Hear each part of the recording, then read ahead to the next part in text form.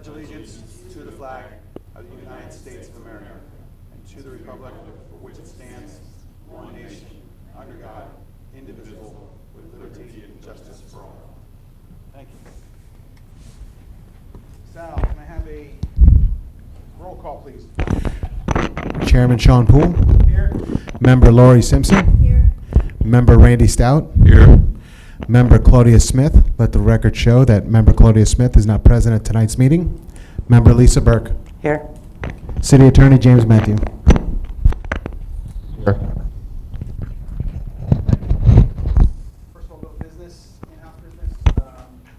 We have a discussion regarding the minutes from our last meeting, which was last year, in November. We'll go have a motion based off that. I move to accept the minutes. Do I have a second? I'll second that. All in favor? Aye. Very much. Announcements only, whether we have any announcements to do so? I don't personally. I don't.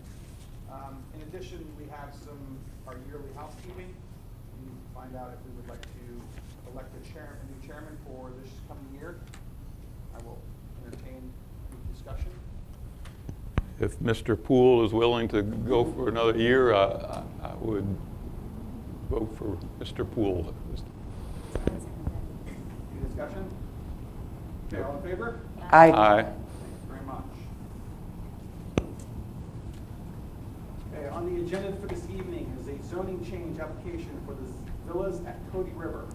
I will defer to staff first, please.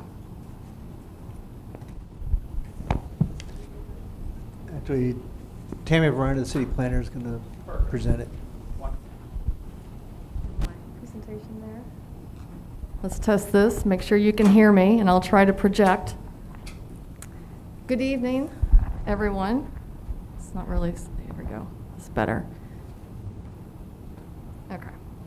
My name is Tammy Verona with Verona Consulting and Safety Harbor, and I'm here tonight to present staff's report for the zoning change application for the villas at Cody River. This change is, let me get my things here. This is for the zoning designation on the subject site, which we'll see in a moment, to change from the multi-family residential zoning district and the community commercial zoning district to planned unit development district. And that would be to allow up to 126 attached single-family units on a total of 35.95 acres. So this map shows the project area in its context, so you can see the area of Port Richey that this is located in, off of Washington Street and east of the river. I have my east and west mixed up. And we'll go on. The surrounding area has existing land uses that include residential to the west and north and also south. You have wetlands, you have mixed-use residential up to the top, and you have some office also to the north. And the city of Newport Richey bounds the property on the south. Relative to the future land use map, this property has a current designation of residential and commercial mixed use, which is the area to the top. And the surrounding future land use designations are shown around it, also kind of reflecting the same zone or the existing residential, commercial mixed use. And then you have your recreation open space, which are wetland areas. That's a zoning district that's commonly applied to wetland areas. And then for the zoning districts, you can see those that correspond to the future land use categories I just mentioned. So you have your R1 and R2 to the west, R2 and C3, and also C1 to the north, some C3 to the east, agricultural 1 in that wetland area, and then the R1 to the south in the portion of that area that's within the city. And the city of Newport Richey's designation is residential and wetlands down there. So this is a view from Washington Street. The first one looking from Broadway north, and the bottom one looking at from Regis Avenue to the south. So it's just showing the property chain link fenced and with vegetation. So the zoning for a PUD includes a development plan, because a planned unit development is just that, it's planned in the process of the rezoning. So you can see that there are 2 phases. The first phase was the subject of a prior rezoning back in, I believe, 2005, which was for a maximum of 192 apartments. And that was in the phase 1 area. The phase 2 area is a recent acquisition. That will start later because the applicant, because it is a new acquisition, they will be going through permitting with SwiftMud, the Water Management District. So they'll get their environmental resource permits in place before they move forward with any development after an approval for the zoning. And the blue just indicates the streets. So you'll see Washington Street north and south, and then Broadway to the south. So under the proposed planned unit development, we looked at how the standards that the applicant was proposing compared to what was existing. So what we have out there is an existing zoning of R3 and also the C1. So everything is equal to or lower than those standards, except for the minimum setbacks. So the applicant is looking at a 20-foot setback.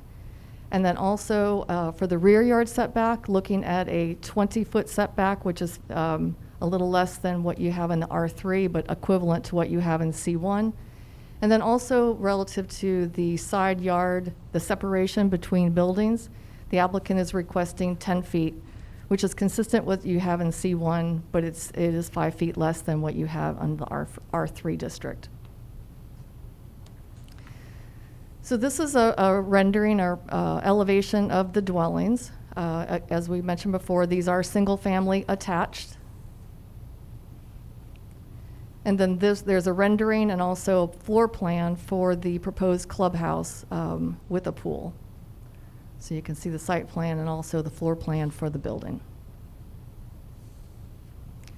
So as part of this rezoning, every rezoning needs to go through an analysis of the city's land development code rezoning criteria. And I won't go through all of these, but I will go through the ones that I think that probably will be of most importance to you. But these are just the topics, so that in your staff report, I'm sure you saw all of the analysis that was indicated. So from, let's see, let's look down here. I guess the big one would be the availability or adequacy of public facilities. In your comprehensive plan, you have 5 different service areas that all development must meet the city's level of service standards, and those are included for water and sewer, for roads, for parks and recreation, for drainage, and for solid waste. So we did an analysis and we found that there was adequate capacity to serve the project in all those regards. Now I will talk a little bit about transportation because that's always first on everyone's mind. So what we did was we looked at the trip generation rate for this type of development, and this is from the International Transportation Engineers, the ITE Trip Generation Manual, which takes into consideration data points that they've been collecting for different types of uses, and so it's sort of the Bible for traffic engineers to understand what kind of trips traffic would be generated by a project. So for this project, we always look at the PM peak hour because that's what your standard in your comprehensive plan is for level of service D in the peak hour, and that's kind of graded like you would have on a school grade from A to F. And D is it's a very common, in fact, it is the most common standard that is adopted by local governments for their roadway facilities.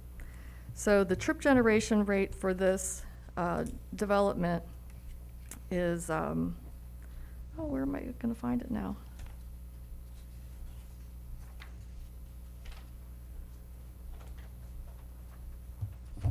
I thought I had it right here. Oh, here we go. I got it. The proposed weekday PM peak hour trips is 92 trips per day, with 51 of those entering the development and then 41 exiting the development. And where's the trip generation right here? Oh, it's okay. The PM, so it's 92 PM trips per day, with 51 would be entering the development, and then 41 would be exiting. So that's the number to keep in mind.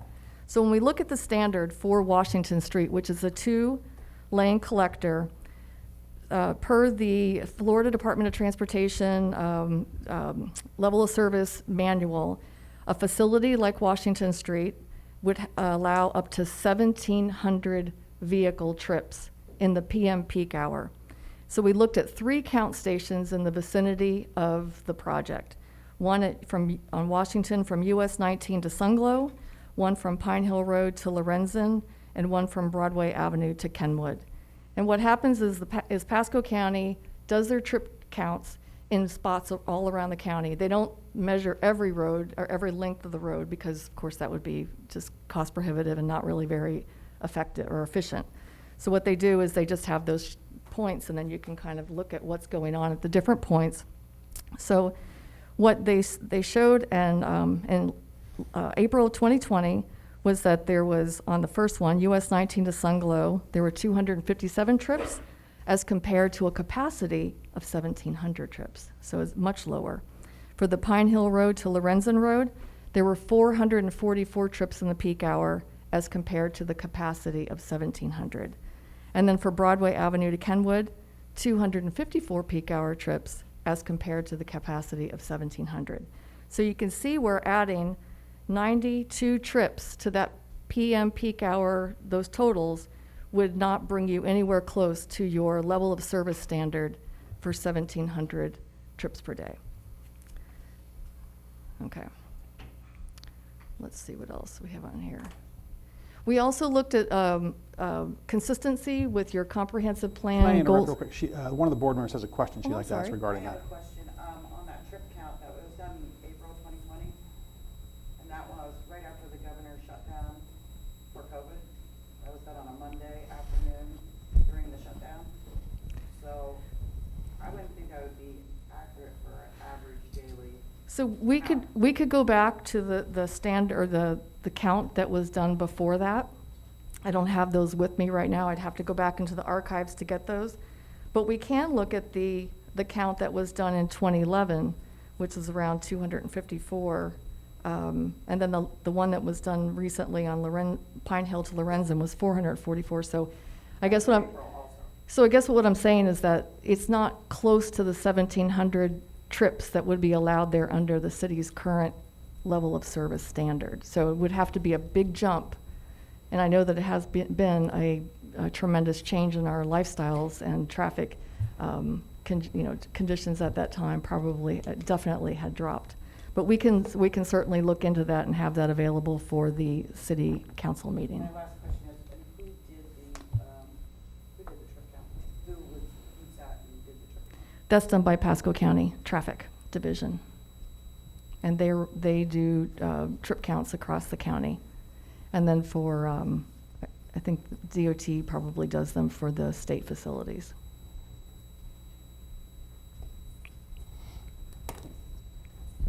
Was that trip count done specifically for this? No, these are countywide trip counts that are done on sort of a rotating basis. They're used by everyone who's doing developments like this, and also for long-range planning for the roadway system countywide. So we looked at did you have another question right now? Thank you. So we looked at the comprehensive plan, and we found that the development was consistent with the comprehensive plan goals, objectives, and policies. So part of this planned unit development is very typical to have conditions of approval. And so we put together, there's I think 4 pages that are in your packet, so I'll just kind of hit on the ones I think that you would be most interested in, but I'm certainly happy to answer any questions about the rest of them. So the general one at the top is that There'll be a responsible entity assigned for the care and maintenance of this property, and it shall be other than the city and acceptable to the city. So that's something that needs to be done prior to, and all of these things need to be satisfied before the developer can get a permit and pull certificates of occupancy. So the timeframe to commence construction, once all approvals are in place, is 180 days for site permits. At that time, if the conditions are not met for site permits, then the property reverts to its R3 zoning and C1 zoning. For wetland protection, all swift mud permit requirements must be met. For neighborhood compatibility, the applicant has proposed fencing and landscaping along Washington Street, and those designs need to be taken to the city council for their acceptance before they can go forward with that. For land use, as I mentioned, a maximum dwelling units of 126. They will be market rate rents offered. It's a rental property, rental development, and that the development standards, as we mentioned, are also listed in the conditions of approval. For traffic circulation, the internal sidewalk width will be a minimum of 4 feet. And I did mention before that, you know, when they had the original approval back in 2005 for the 190 some odd units, construction did commence. So there's a lot of infrastructure that's already out there that's just laying, and so this will be working with that same infrastructure, including the sidewalks. The sidewalk that's in the front off of Washington Street kind of has a severe curve. So they're going to flatten that out a little bit and put a crosswalk across the driveway on Washington Street for pedestrian safety. They are to have 2 functional ingress and egress access points at all time. So one on Washington Street and one on Broadway. There will be a gated entry on Washington Street, and it will have room for on-site stacking of 3 waiting vehicles. The streets will be private streets, but they will be constructed to city standards, or they are constructed to city standards. And the police will have the authority to control traffic within there. So they'll have access to the gate password code to get in. And then for utilities, water, wastewater, drainage, must meet all of the city and state standards.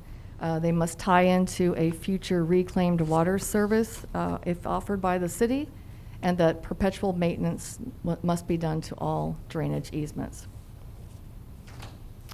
And so maybe before we go to questions, and I'll just jump, the applicant is here tonight, so I don't know if you want to ask me any questions or bring them up, and then you can ask any of us questions going forward, however the chair would like to proceed. I would like to, sorry about that. Sorry, Tom. I would like to hear from the applicant first, and if he has any comments he'd like to add, and then we'll bring it to the board. The board will be able to ask questions, Sounds and good. then we'll hear from the public. Good evening, Carlos Yepes, Bel Air Development, 6654 78th Avenue, North Pinellas Park. Concur with the presentation that she made in regards to our project. I'm here to answer any questions. If you have any further questions as far as the project or any operations of it, we are going to be a rental community with a clubhouse facility only for our residents. And basically, we'll have 126 units. All right, at this time, I'll open it up to questions from the board. Anybody want to start? Lisa, would you like to start?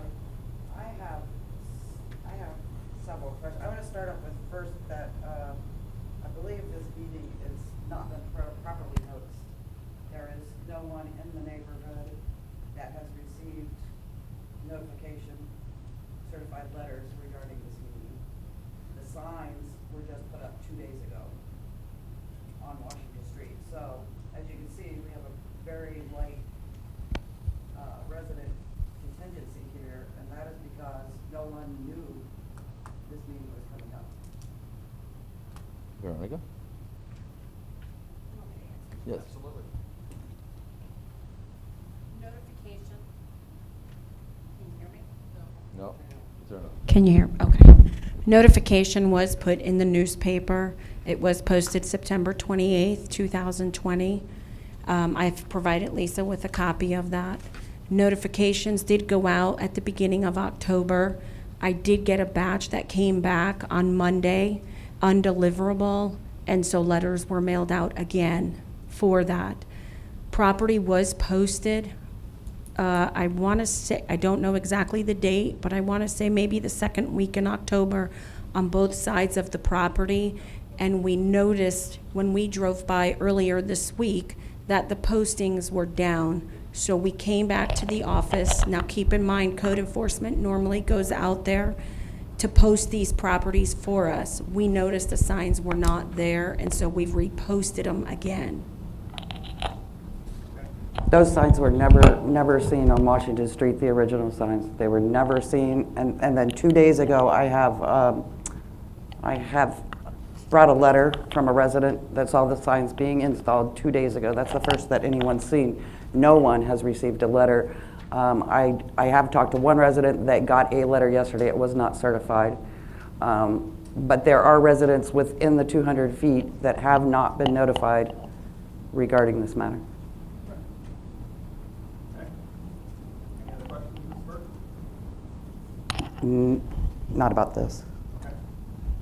Yeah, I have a question, and it's more of a general question that you're requesting a change for the zoning to the PUD. Yes, correct. And it's currently R3 plus commercial. And I just looked at the R3 description with the commercial, and it allows two-family dwellings or duplexes. So Correct. what is in there that I don't see that? Let me address that point. We are technically able to do approximately 240 units or more with no changes. We elected not to do that without even adding the property to the north. We elected to do single-story buildings attached together. The code has a provision in your code that has the distance between buildings 5 feet on one side, 15 on the other. We wanted to be closer, so instead of getting a variance for our setback and having a special or conditional use approval for the additional property that we acquired to the north, the staff suggested we do it in a PD format, will be accomplishes the same thing, but puts more conditions on us. In other words, for example, if we don't obtain the permits within 180 days, this gets reverted back to R3. So in R3 development, we can literally come in and build a plan, build 240 units, and just do it. So the intensity is about half. Okay, so it's probably just a cleaner You see, a transition or procedural, the staff prefer to instead go and have a public hearing for a conditional use and for the north parcel to be utilized for multifamily, which allows it, and the southern parcel to be a variance for the distance in between buildings. That was really the only distance that we could have pushed the buildings a little bit farther back and not have any variances, but this just works better. So it was elected to do a PD because it was a better fit where the city can put some impositions on us. Okay. That's what I thought, it was something like that. Right, yeah, Okay. it's procedural. I think it's better all in one. You have all the rules and regulations in one packet. Okay, all right, that's all, thanks. Ms. Simpson? Can you hear me? Yes. Okay, how many square footage is each section? Each unit is 1,176 square feet, each unit. How many? 1,176 That's square much feet. better than the last plan because it Yeah. was more the size of a jail cell. No, it's 1,176. Yes, correct. Okay. Or, Ye- no, originally, I think what you're referring to is the original 192 units that were approved here were platted. They were very skinny. Very small. And very long. I couldn't imagine anybody living in it. It was 14 feet wide. Yeah. Right. It was very crazy. So we are not going to do that. Okay, now if phase 2 wouldn't be approved for some reason, I see that that's the area where you would go to turn around a fire truck. So if phase 2 isn't approved, are you going to have an area for a fire truck to turn around? Well, phase 2, this is part of the approval here. The only difference when she was mentioning about not being approved is this, that we have to get a separate drainage permit. We already have our drainage permits today. Our SWIFMA permit is alive. It's good for another 2 years. At least a year, for sure a year more. But we have to get a separate drainage permit for that particular parcel. So that's what she was meaning about getting the permits for there. And the engineering permits, physical engineering. This zoning gives us the approval to go there. So we're gonna build this one of our phases to build. Okay, but will there be a place for the fire truck to turn around in the meantime till you get to phase two? If phase two is not built, you won't need it Oh. because it'll be straight road. Oh, okay. Right now it's a T that's gonna go to that spot. Is that true? It's not required? Correct, until we build that. Okay. It's a circular road that they have to have their secondary egress through Okay, Broadway. I got you. We had the same issue last time. Right. So- And did she say there's going to be room for 3 vehicles per unit? There'll actually be 4 vehicles available in the front of each unit. So three- 2 for two and two. each? The 3 vehicles is for, and correct me if I'm wrong, it's for stacking from the road Yeah, okay. to the gate. Yeah. Oh, exactly, that was for Right. the gate. We Yeah. like to have at least 3 vehicles when you come to the gate's closed. Also a way for you to turn around and come back if you can't get in. That was also the largest problem last time Yeah, because they only yeah. had room for 2. And Right. we set the standard and said that we wanted a minimum of 3. Okay, and what kind of fencing options would you be considering? Because, obviously we wouldn't want it to look like an industrial park or a prison, so what would you? Believe me, we're more concerned than you are on the fencing. We want it Yeah. to look pretty. Yeah, in the front. good. Yes. We're going to have columns about every 100, 120 feet. And it will be, we're trying to do something decorative on the top of the fence, like a lattice work with PVC fence with lattice work on top. Oh, okay. We will be bringing those exact details to the city council meeting. Okay. And that's our plan, because we're probably more concerned than you would be. What our front door is gonna look like. Okay, and then one more question I had. I don't know if you'll be able to answer this, but is the city prepared to take on the septic and sewer for this project? We're connected right now. The city has a lift station that is connected to it. Obviously, there are no buildings there, but what we have to do, we have to recertify the system. And we have to, basically, the lift station that is there on site is ours, is private. We have to revamp it to make sure it's working properly. But we're already hooked up. We have water meters there already today. Okay. But we're just gonna use the existing infrastructure. We have run what is called Spandrel Test. Think about it as a large pipe with fins that you put through the sewer line all the way to the system to make sure the system hasn't done this. And it passed, it worked. We also videotape the system to make sure, send a camera through the system to make sure that if there was anything to replace, that it's gonna be replaced. Okay. Does the water also, the water usage also include irrigation? We're not gonna use city water for irrigation. The city had originally proposed a grant to bring irrigation down Washington Avenue. But that's not in Right, effect that's now. not happening. So we're going to do an installation of the irrigation in the purple pipe, ready to, whenever they bring it, we can hook up. So until that happens, how are you going to irrigate? We're going to have wells. SwiftMud will give us permit wells to do within the property, so we'll be with groundwater. SwiftMud's going to give you wells. SwiftMud is gonna give us permits for wells, yes. They prefer that we irrigate with water from the ground instead of city water, potable water.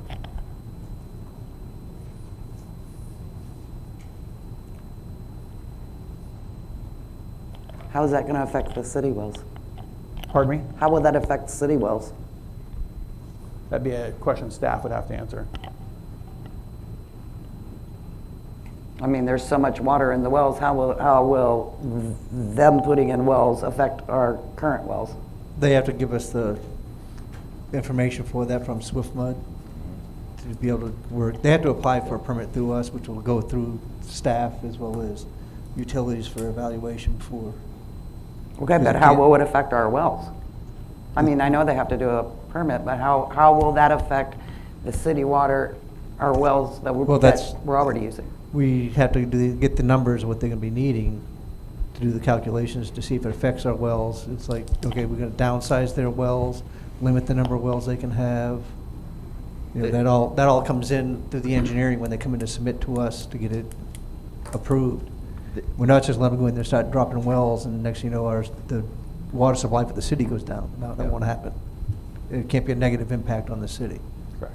Ms. Burke, if I may address that, there is a standard that SWIFT follows, how close one well needs to be to the other. For example, if we did 90 single-family homes here, which we could, they can give those houses individual wells. So the distance between one well and the other is what's going to be regulated, because there is plenty of water down below. That's not going to hurt. Worse will be if we use domestic water to irrigate. Then it's a tremendous amount of consumption. Not to say the expense that it's going to cost, it would be very expensive to do. So we will choose to do, in this size property, probably we will do 4 wells to be able to spread them around and have enough power and pressure to be able to pump the system to irrigate the amount of land. We're talking 35 acres of land. You have a lot of properties here that within 1 acre of property, you can have a well and a septic. There's a certain distance between the two, or a body of water. That's what SWIFT regulates. There's plenty of water that way for irrigation. Any other questions from the board members?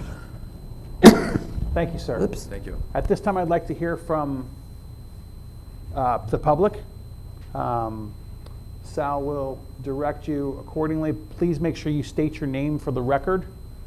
Speak so that he can hear you.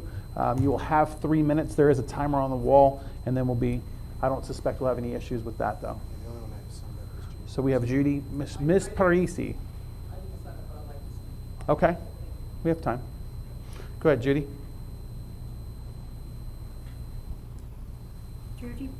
Judy Parisi, 5819 Queener. I don't want this in my backyard. Absolutely. You think it's all beautiful and that, but it's going to be right on top of the meth clinic. What do you think is going to come out of these little places? More drug addicts, prostitution. We got enough of that on our side. It's sickening. You got the motel over on Grand. It's full of drugs and hookers. You got the meth clinic, which they are pathetic. And now you want to bury this in our backyards. That's not fair. We weren't even told about the meth clinic. At least we're getting to be able to talk about this. And you think this is pretty. Yes, this is very pretty. But as time goes by, we all know the crap moves in. Who's going to control it? Because nobody's controlling the meth clinic, nobody's controlling the motel over there. They run rampant. And we have to see it. We have to see them sleeping in the woods, walking up through your yard. I had somebody cutting through the back from the church over there at 12:30 at night and had to call the police because they were coming right through my yard. I don't want it. And I really would like to see the city turn it down. We don't need it. It's just a pain in the ass. Thank you.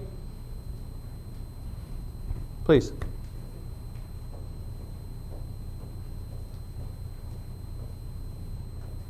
Linda Rodriguez, 5917 Lantern Court. I live in the Candlelight subdivision, which this backs up to, so I'm directly affected by this. I listened to your traffic numbers. If 126 units leave and come back 1 time a day, times 30 days, that is 7,500 additional trips on Washington. I don't care what a trip counter says.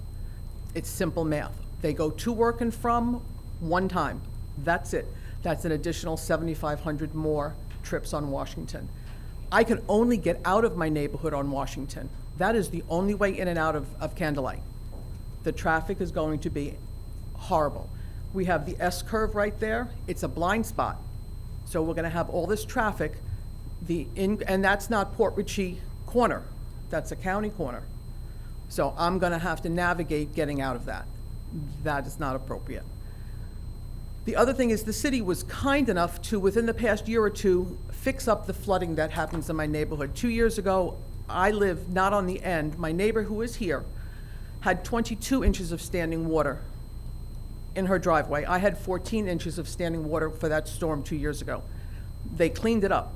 how is this gonna affect the flooding issue? Is this going to flood us again? That we're gonna have standing water in our neighborhood? Not appropriate, 22 inches of standing water for a couple of days. I also want to support what Lisa said, the signs were not there. I drive Washington, as I said, that is the only way in and out of my neighborhood. There were no signs until 2 days ago. And the sign today says the meeting starts at 7. So if anybody did see the signs within the past 2 days, they're gonna show up at 7, not 6, to address this. That's another issue. So I agree with Ms. Parisi, it does look very nice, it looks beautiful, but there are other issues that need to be taken into account. The flooding issue, the traffic issue, I think is my major concerns. And we were not notified. I have a neighbor here who backs up to this. She was not notified by mail. She never got a letter. So, thank you. Thank you. Ma'am, please.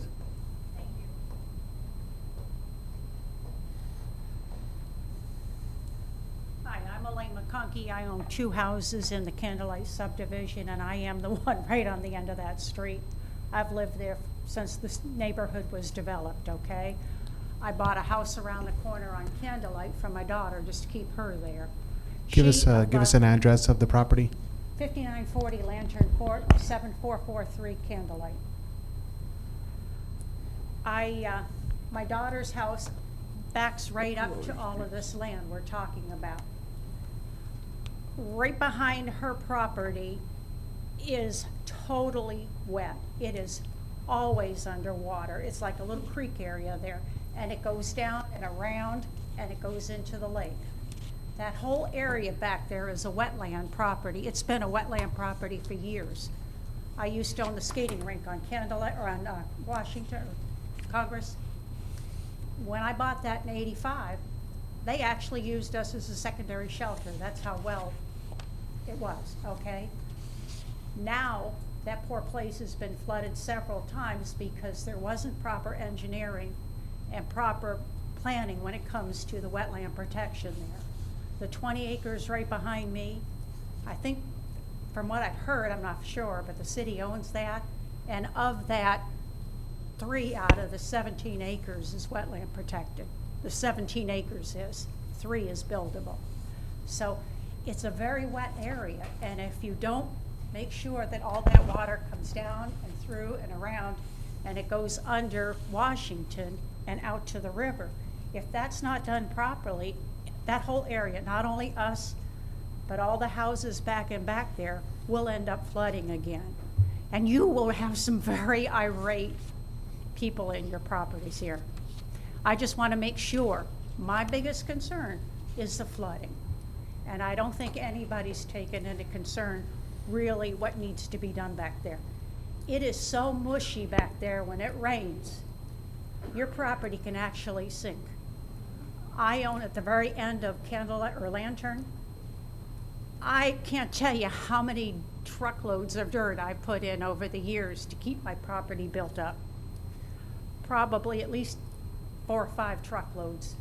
And I'm talking big semi-truckloads full, just to keep that built up there. Okay, so I mean, a creek runs right behind my property and out. Used to be behind that old Italian American club. I don't know what it is now. But if it's not done properly, you're gonna have an awful lot of problems. When it goes underneath the Washington Road there, I think it's only like a 12-inch diameter drainage. That should be at least a 3-foot diameter to get that water out and into the river to protect our properties. I just want you guys to realize what you're dealing with there and take the proper precautions to protect all of us. Okay? Thank you very much for your time. Would the engineering department like to address any of the concerns? Either our building department or the actual applicant's engineer? Native Engineering is the engineering firm. Yes, I have my drainage engineer with us in civil. Wonderful. And Josh Bradley. Okay. Good evening, Josh Bradley. I'm at 15903 Leatherleaf Lane. So I think I heard 3 kind of engineering issues brought up. One was traffic. We don't the engineering world, it's not me, we don't evaluate traffic on a monthly basis. We evaluate traffic from 4 p.m. to 6 p.m. That's the PM peak hour. So the numbers that Tammy gave, correct me if I'm wrong, 1,700 was the PM peak hour traffic. 1,700 cars can be on that road. We are adding 92, 51 coming in, 41 going out from 4 p.m. to 6 p.m. That's how we evaluate. We don't evaluate it on a monthly basis, so we could say, yeah, on a yearly basis, there's 1 million cars that you're gonna, yeah, that's true, but we don't evaluate it that way, not monthly, we evaluate it for PM peak hour. So we're well below that. I'm sure that those numbers that were taken in April, they can update those, or we can look at the year before, and you'll probably see that they're very consistent. I didn't pull those numbers, but we can, those are definitely something we can bring to the next city hearing. As far as the flooding goes, the site is already built. If you're familiar with the site, the roads are already built. We did mill them because they were having grass and stuff growing up a couple years back. But the areas where the houses are going to go have already been filled. So most of the pads are about 2 foot above the floodplain elevation. We're not bringing any more fill there to add to any issues surrounding. I don't know if we can bring up the site plan up on the screen. That's why. So right in the middle, I don't have a pointer, but right in the middle is a wetland that this was previously designed. All stormwater goes to that area in the middle, and then it pops out. You can see underneath the road through a large culvert to the east. That is what it does. Is that a pointer? No, I'm changing the channel. I'm sorry, where's this culvert at? It goes underneath the road? I don't have It's right here. That's correct. That's correct. See it, Randy? And that's for water to flow east. Right. Flows east. That's where it discharges at. Okay. It was designed and permitted and constructed back in the mid 2000s. I wasn't a part of it, but when we That goes toward Broadway? Is that what it says? It actually goes east. It runs parallel part with Broadway. So Broadway's here. It runs here parallel with. I remember they put that in 2007, something like that. right. So I think it was 2007. So what we permitted last time through SwiftMud is that we are not affecting or negatively affecting that system the way it was designed. Matter of fact, when it was designed for 192 units, it was a lot more impervious area, so water got there quicker.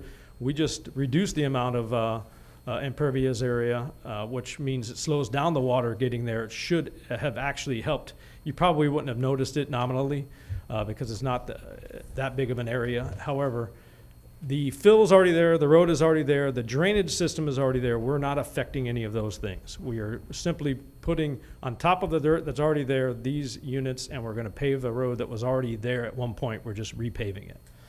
And we're keeping the same, I believe the same road network. It was a wider road. It was 28 foot before. Now it's I believe it's 24 or 22 feet wide. So again, if there is flooding issues out there, it's not caused by this, nor will it be caused by, it will not add to the flood whatsoever after it's constructed. I don't remember, I thought there was 3 engineering issues. So flooding, traffic. Will the fence affect anything? The wells, so I'm not a irrigation designer, but it's for strictly irrigation, so the water's going right back into recharge. It's not a well used for public consumption that gets flushed down the toilet or down a shower into a sewer system. It's going back into the ground. So obviously some will go on a driveway, which will go on the street, which will go into the wetlands, but that happens with all irrigated water. You're going to see a great percentage of that go right back in the grass. That's what it's supposed to do, is irrigate. So again, I'm not an irrigation contractor or designer, but that is, it should not affect the aquifer for sure for any other wells. Okay, thank you. Any more questions or comments from the board? Ms. Burke, would you like to start? Questions? Concerns? I still have the issue, and I'd like to ask the attorney about the noticing. If you can, Exactly what's the question, Ms. Burke? the question is, there were no signs put on the property, there were no mailings, certified mailings to affected properties within 200 feet. There were, I know of one person that got a letter, so by this not being properly noticed, everyone affected has not been informed to be able to join in and give us their thoughts. The issue of notice is responsibility of the city. Of course. Application fees paid that covers that. In the event there is defective notice, okay, any citizen or other group can attack the decision if they don't like it based upon that. I would defend that. So I represent this city, and so I don't decide whether it's good or bad. They've heard it. If they want to say anything, but if you're commenting back, if you want to proceed today, it's your decision. There's one main thing that needs to be brought up here. Sure. This property's already been designed as a PUD. The PUD is there. We're reducing the number of units that are going on the properties, but this is it's a reclassification of the existing But PUD. that still doesn't affect state statute, city code as to noticing, regardless of how much or how little of a change is gonna be made, you still have to notice the properties within 200 feet, and that has not been done. The signs were put up 2 days ago. The letters weren't sent out. There are a lot of people in that neighborhood that don't have the opportunity to, even if they don't have any problems with this, they don't have the opportunity to hear about it. So let me address that. I have been fortunate, or in some cases maybe unfortunate enough, to see this come across this desk 4 times. And I know many of the residents out here.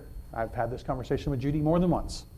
So the applicant had, and we need to kind of clarify once again, the applicant has the current right to build without even coming to see us and have a conversation with us about what he's building. How many units currently? 240 something, right? That's what he's approved for currently. So we had the same issue last time. We did this back in 2015, I think is the last time we did this. When we had the conversation with them, and we're just an advisory board, we advise council basically, and the biggest concern is we want to hear what people have to say. And one of the biggest concerns was reducing the amount that he could build to something that was more aesthetically pleasing and reduce the impact to the surrounding residents. And the biggest concern then was also flooding. It's been a concern in this city for as long as I've lived here, 20 years. So that was the concern then, and I know when they built the structure they started with, that was one of the biggest hurdles they had to deal with staff. Veronica was here when they did that. So I understand your concern as far as residents having the proper notice and making sure. If that's the biggest concern we have, then yes, we may have to table our conversation. But in dealing with what the applicant has in front of us, I think we should have a conversation, make sure we're meeting those needs as far as the city people are concerned as well, the residents are concerned. I've seen many renditions of this about 4 different times. This is a nice rendition. I believe it's the first rental rendition though, is that correct? I believe the others were all sale products. So leave it to a real estate person to figure that out. So I do understand the concerns of management of the property and the degradation of what happens to it after it's not properly managed accordingly and stuff like that. We understand that. That's a valid concern. Especially in that area, there has been blight for many, many years. Even when this last time that this product was tabled, it turned into a jungle there again. So notice does bother me though. I mean, I'll be honest, that's an issue. Ms. Parisi, would you like to comment?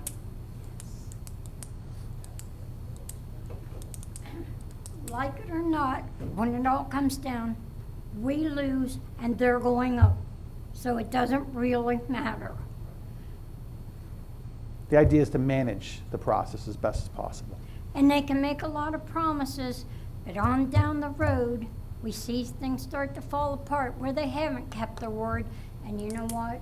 We're the ones that are going to suffer, and they're not going to give a crap. But we're all in this room stuck with this project, and there's nothing we can do. So you might as well just face it.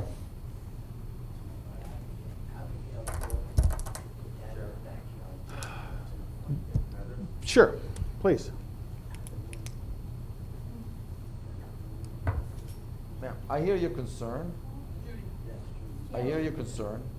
We're not gonna invest $25 million in here and walk away. Yes. This is Carlos Yepes speaking. If the applicant could address the board. Absolutely, yeah, Yeah, please. we're not gonna invest here $25 million and walk away from this. That's not gonna happen. So we will be very much concerned about our property and why the operation. That's one of the reasons we gated the community. We wanna control it. We screen every resident that comes in. We have the right to deny certain people according to the law. Sure. So we have no intention to let it degrade. As far as the number of units here, I think we're doing a great service by diminishing the number of units to the property. As far as the notice, I think the packet has some copies of some mailings that were there. If you look at the packet, there are the list of the people that were mailed. Not everyone is on that list.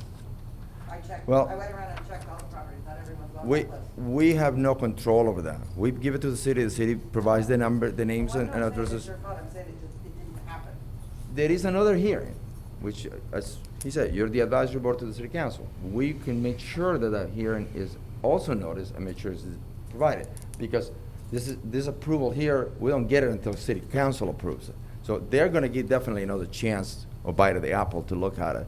And be glad to make sure that that happens. We want to make sure that it's noticed. We want the neighbors to know what we're bringing. Thank you. Sure. Lori, any other comments? No, I like this plan better than What we've seen in the past? Yeah. I'd like to make a comment. Sure, please. Just, if I was in the neighbors, if I was living by there, I would feel better about having something like this constructed compared to what could be constructed or what could be in that place that's currently approved with that type of zoning. It's R3 and it's also C1 commercial. Okay? Yeah, well, that commercial, right, it could open up a whole can of worms for you. And I was kind of surprised all the things that were allowed. Okay, so your alternatives are to install, you could put a cocktail lounge or a package store. Okay, you could put a laundromat or a dry cleaning facility there. And there's a whole long list in there. You could put restaurants there, and then it goes on to say it could also be a drive-in establishment. So it could be a Burger King with a drive-through, and then you could have an automotive service station there. You could have a hotel, motel, or tourist court. And then, of course, the multifamily dwellings, those are the apartments up to 72 feet tall. So I guess that could be 6 or 7 stories high. And, you know, so to me, what they're proposing, it sounds a lot more attractive visually, and then it'd be the lowest impact in that area. The roads and everything has already been put in, and they're preserving, you know, a large portion of the property is going to be preserved wetlands. So, you know, I think it's a good opportunity, and it's been, I think, 15 years or something. They're trying to get something happening there, and right now you just got a big, giant weed field and everything. Who knows what goes on in there now, because you can't even see in there. So I would just, and I understand your all's concerns, and I would be thinking the same thing, okay? But you gotta remember there are alternatives for the property, and it could go a direction that you could never dream of. Thank you. Accept it, or you just turn around and sell your home. Miss Lisa, Is that what you're saying? Yes, sir. But- any other comments, questions, concerns? I mean, you voiced the main one. I understand what your concerns are. That is the main one, and yeah, many things to go in, but it's the same thing. If it's not your neighborhood, it's not gonna affect you. Like, if it is your neighborhood, and if it was your neighborhood, then you would want to know that something was happening, right? Sure. I mean, you would at least want to know what the details, and it's law. It's the law that these properties have to be noticed. So on that note, I would defer, of course, to staff and to the city attorney. If staff is confident that they were able to meet, I mean, Mr. Matthews' job is to mitigate risk for the city. Obviously, that's what he does. So, Yeah, two things, if you don't mind me interrupting, Mr. Please. Poole.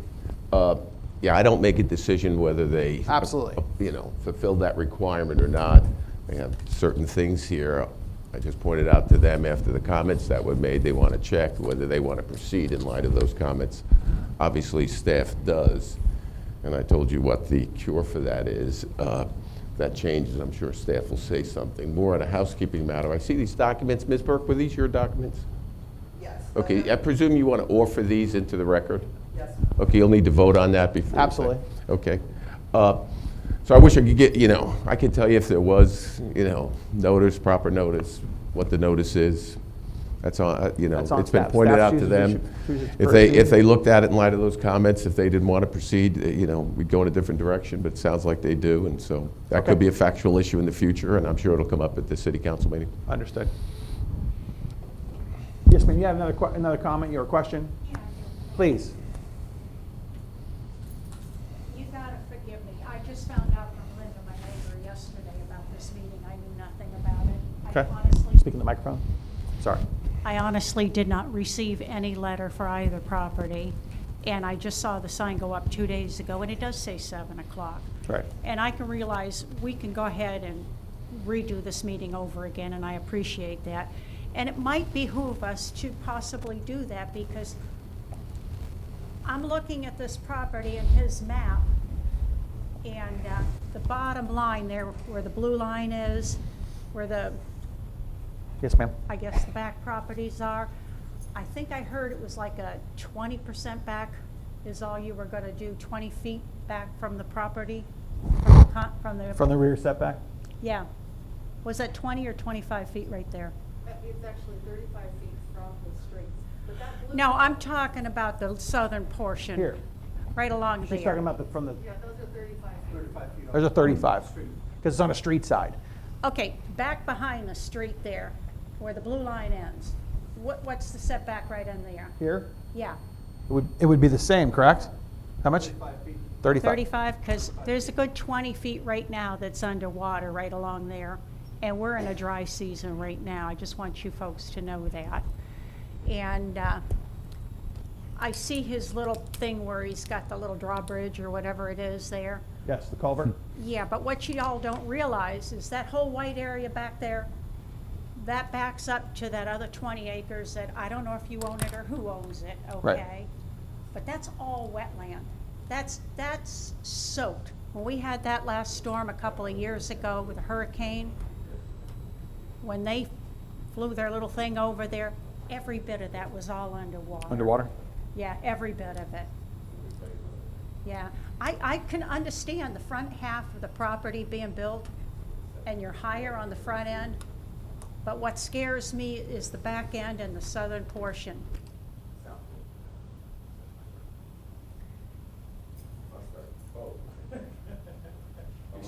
You're on. That's okay, I can outspeak him. But that's the thing that concerns me the most. And another question I have is, I know these are duplexes and I know they're rentals, but are they subsidized rentals? I have no clue what it is.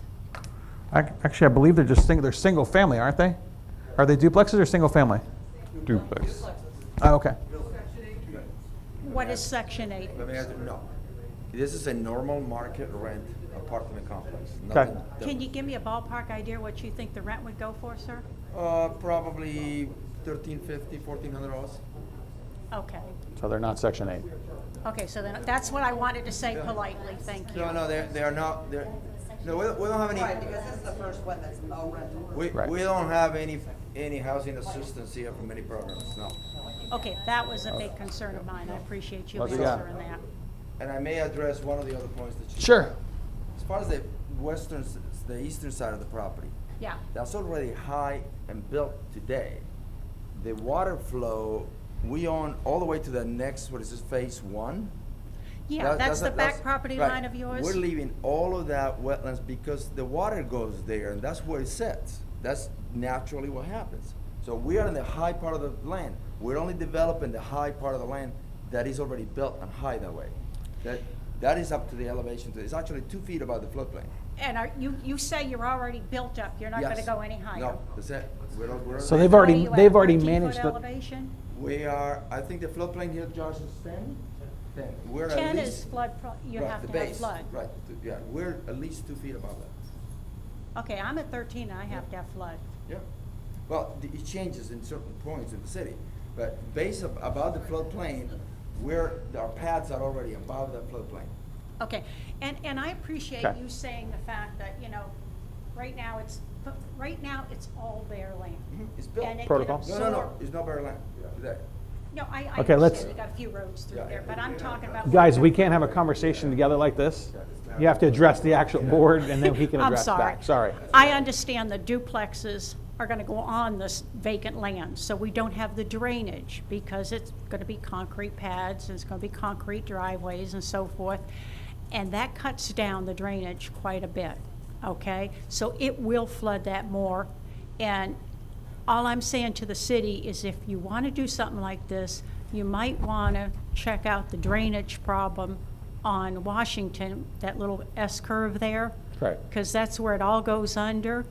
And if that were alleviated, that would probably take care of a lot of our problems. But that's, if I understand correctly, which Dallas would be the person to answer this, and maybe the applicant, that's already been addressed in the prior rendition when they've already built these building pads and everything else already on there, correct? He's already Correct. met that. So we've already addressed the actual, so your concern of additional drainage problems is already there, I think, is what they're saying. Okay, but 12-inch hole, 3-foot hole. That's Right. gonna, alleviate the problem quicker. Culvert, yeah, understood. Yeah, so I mean, But- you do that, and a lot of us would be much happier, Right. okay? Yeah. Okay, thank you. The drainage at the location you talked about there at the S-curve, Yes, sir. that's the county. Yeah, that's We not- have no control. I know, and that's We the gotta argue with problem the we county. all live with. We got county, we got Newport Richey, and we got Port Richey, Yeah. and none of them can play together. Yeah, thank you. And that's the problem we live with. Okay. Yeah, let me address the drainage that you referred Sure. to. The drainage calculations for this property are already taking into account the impervious surface area of the pads of the slabs. When we calculate what the drainage can handle, we already calculated the entire driveway, the house, and the patios. That's already done. So we are, in our calculations, we have to assume that because that's what we're gonna build. We have to calculate it as if it's finished. And the drainage has to handle that. And it is approved for that. In Thank fact, you. it was approved for more. Right. It was 192 units. I have a question that it's not huge, but somebody asked, why was the plan to put the clubhouse and the pool and everything up against the street, which is up against residents, rather than toward the center or the back? Because you typically put the clubhouse at the entrance of a project, where you control the traffic, who comes in, that's where the office manager is, and you can tell who comes in, who goes, and you can control the traffic. Because if you put them in the back, they don't know who comes in. Even though we're gated, somebody could still sneak in behind a car. Sure. And the offices, we have a personnel in the office. Yeah, that was the question I didn't Yeah. know the answer, and I said, I don't know why they would let it get up against the house. Yeah, we typically do that. Any other questions? Thank you, sir. Mr. Chairman, Yes, please. apologize if I could interrupt you for a second after a brief conversation with staff. They would like let's say a 10-minute recess so they can discuss the issue brought up by Ms. Burke. Absolutely. To see if they want to proceed, so Let's come back here at 7:15. thank you, sir.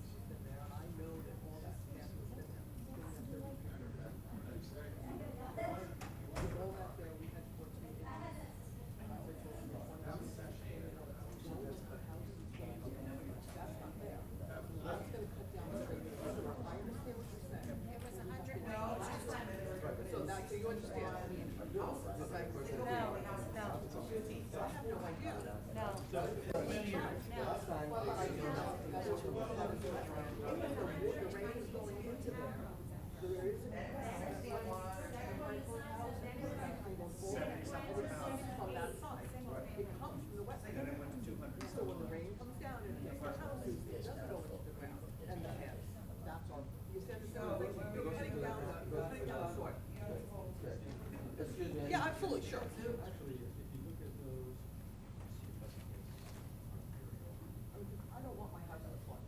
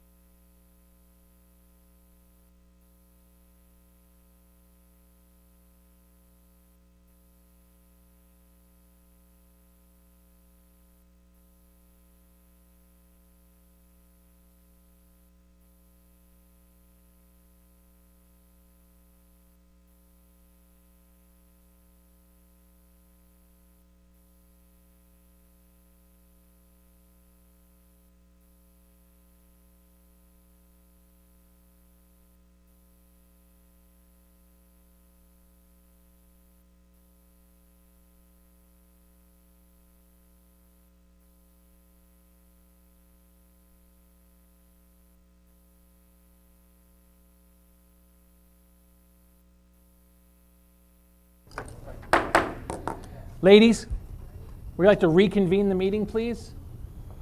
All right. Dallas? What the staff's going to recommend is that we continue the meeting, reschedule it, and I believe we had preset the date as the 19th. Renotice the people Surrounding within 200 residents. feet, the surrounding residents, so they have the opportunity to come in and speak. That would prevent us from having to do the full re-advertisement. The sign postings of this property will be re-accomplished tomorrow. So that way What they'll do be- you do, signs that you can read? The sign will be redone to make it where they're readable tomorrow. Because they're currently not readable at all. And just reconvene this in the time frame. Well, it'll be, the reason it says 7 o'clock on it is those signs are used for the council meetings. Sure. And if you read on it, it has a line for this meeting and the time. That's why you have two different times on there. If you look, but with the rain, it probably washed it off by now because it's a grease pencil. But you can't read those. I went and took pictures, and if anyone would like to see the pictures saying- of those signs, I took pictures from the vehicle. You can read nothing except for meeting 7 p.m. I got out of the vehicle, I walked up to the sign, 10 feet away from the sign. 10 feet away from the sign, you still cannot read the sign. When you get right on top of the sign and zoom in with your phone, you can read the sign finally, but it's really faded, and that's directly in front of us. So the whole sign needs redone. Okay. Okay, can I say something? Sure. Okay, the signs that you see out there on site are signs that we just paid quite a bit of money to have. The reason being is because the sun fades the signs so bad, we were throwing them away after every time we posted a property and it sat for a while. So these signs are written in, because I wrote them in, with a grease pen so that they can be used again over and over and over. We paid $80 a sign to have that. Now, I know that it does say 2 times on it. The 7 o'clock time is for city council, but on the Board of Adjustment or on the planning and zoning line, it does have 6 o'clock, and I always put an asterisk. It could be deceiving. So let's just alleviate that problem, make our meeting on the 19th at 7 p.m.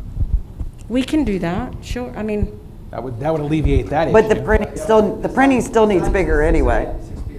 Well, the because- new sign, when she redoes the sign. well, and the it'll say reason 7. why is because we have we have one sign, and it has Board of Adjustment line, it has Planning and Zoning Board, and then it has City Council. We left City Council at 7 o'clock. Sure. Because that used to always be at 7:30, so we changed that. But I handwrite the times for Board of Adjustment and for Planning and Zoning because they're never a set time. Well, could we So make they the could printing be- bigger so that, I because can if write- you look at the pictures, you cannot see the sign, you cannot see what the sign says when you drive down the Sure, street. I can try to write it as big as I can, but Sure. in a rain, when it rains like it did tonight, it's completely washed out, because it's a grease pen, so we can reuse those signs. So I don't know if I will be able to get another sign big enough for people to see from their car, from driving, in the time allotted to be able to host the next meeting. We could certainly look into it, but I don't think that it will be there for next meeting. All right. So as a continuation, what would be protocol? If you could, 2 things, Chairman, if you could just make a motion that you're continuing it in light of the application Sure. of the applicant and the staff, and to a date and a time, okay? Whether it Okay. be 6 or 7. And number 2, if you could move to put these documents Absolutely. into the record so we don't lose them. Ms. Burke, do you have a motion regarding the documents you brought in this evening I make a move to admit the documents It's enough. to the record? to the record. Do I have a second? All in Second. favor? Aye. Okay. Do I have another motion regarding the continuation of said meeting? I make a motion to continue this meeting until, I believe it was November 19th 19th at 7 p.m.? at 7 p.m. Okay. Second. All in favor? Aye. Thank you very much, everyone. Do I have another motion? I need one more. Do I have a second? Second. All in favor? Aye. Thank you. Thank you, everyone. Lisa, is this my copy or something?